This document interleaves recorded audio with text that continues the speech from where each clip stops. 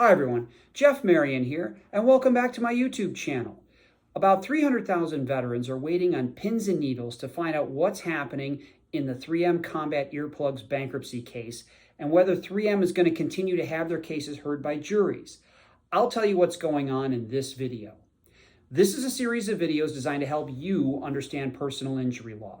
I do videos on the 3M Combat Earplugs litigation, like this video. I've also been doing videos on the new Camp Lejeune Justice Act and how that can affect you in this video. So make sure that you click on the subscribe button and click on the bell to make sure that you get notifications when new videos come out. I've been fighting for injured and disabled persons for over 25 years, and that includes veterans. I created this channel to help keep you informed and help keep you safe. So, how did we get into the bankruptcy portion of this? Well, 3M made Aearo Technologies, one of its subsidiaries, into a separate business and entered into this sort of dodgy funding agreement whereby they agreed to fund all of the claims against Aearo's debtors. Now, those debtors are actually 99% of them are, like you, those who filed suit in this 3M Combat Earplugs litigation case. What would happen is that Aearo would then make 3M a creditor of theirs and then agree to pay back those monies that were loaned to them and indemnify them in this proceeding. So essentially what's happening is that 3M is putting money into Aearo and then getting paid back the same amount of money. And then they are also sliding all of their liabilities onto Aearo so that they are not involved in this bankruptcy and they can still claim a decent balance sheet. So Aearo Technologies files for bankruptcy in the bankruptcy court in Indiana, which is located in Indianapolis. And the very same day, 3M files for a temporary restraining order and preliminary injunction to prevent all litigation in this case. But what's funny is that during the trials, 3M said that, hey, yeah, if you do find for the plaintiffs here and you find liability, then that liability is on us. And that if there is a plaintiff verdict, we are basically the primary person who is at fault here. The plaintiffs, in response, filed for their own preliminary injunction. And they used this on a case that was set to go to trial. Remember, and some of you in this listening to this may have already heard this or may already have your case that's ready. You may be in that first wave of trials that are set to go. And what had happened is as they applied for the stay, 3M had canceled depositions in those cases. Judge Rogers, who is presiding over the MDL in Florida, ruled that 3M is responsible then for the costs and fees associated with canceling all of those depositions. So that initial group, those cases were stopped in their tracks very briefly. But what happened is that plaintiffs filed then their own preliminary injunction and temporary restraining order to prevent 3M from claiming a stay in the legal process happening in the MDL. The plaintiffs went all the way back to 1789 to cite the Ritz Act. Basically, what that act says is that if you don't like what happened to you in this court, you can't go running to another court to try to wipe out the result of the previous litigation. So you don't get a do-over, essentially, is what the Ritz Act says. So I'm filming this on the brand new iPad. So let me know how the sound quality and the picture are in the comments section. Also, I had to put a hook on my door to hang up jackets and stuff like that.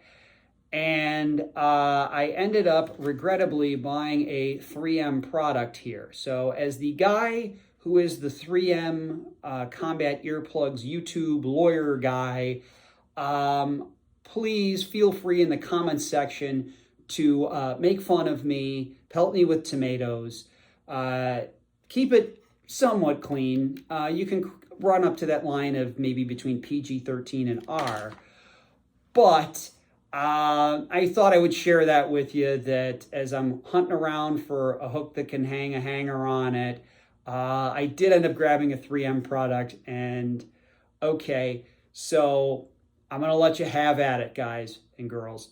So please put things in the comment section below. The funnier, the better.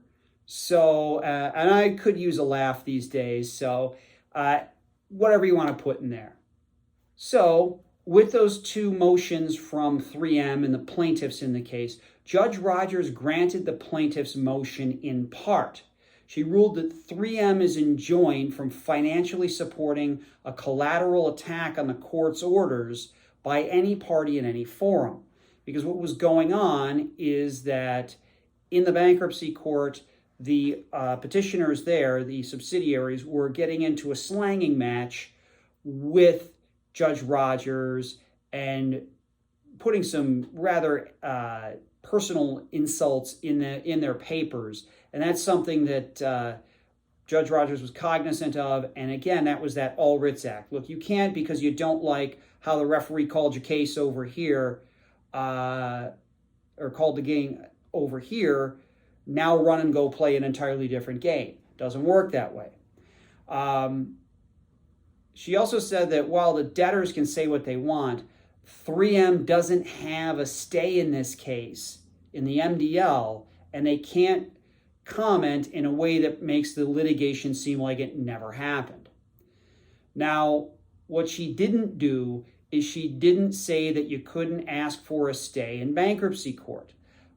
Judge Rogers felt she didn't want to step on the bankruptcy court judge's toes, so she deferred to the bankruptcy judge in that case. So 3M has filed for a stay in bankruptcy court in Indiana. Last week, oral arguments took place, but we don't have a decision yet. If something pops up, I will get a short video out to let you know what happened there, but that's sort of all the information I have at this time. Both parties argued, and the judge took all of the arguments and the papers under advisement and is going to, I'm sure, issue a decision shortly, probably within a few days of when this video comes out.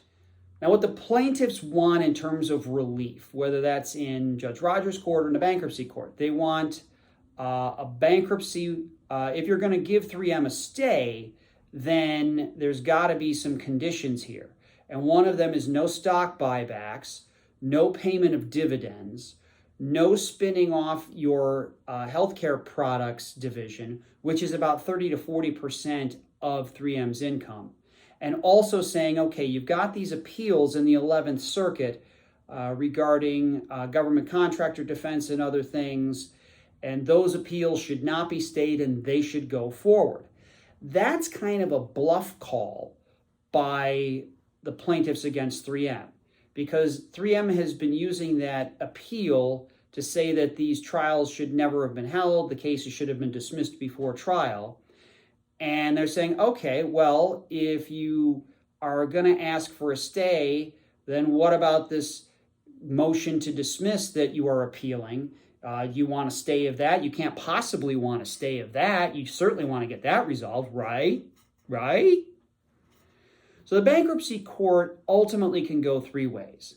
They can deny 3M's stay.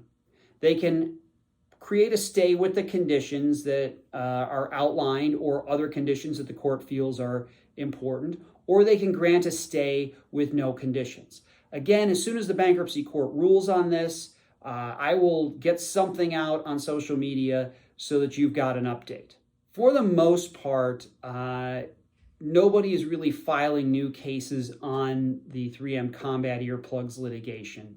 So if you do have questions about veterans law, the one that I'm working on is the Camp Lejeune Justice Act and the lawsuits that are going to be happening as a result of that.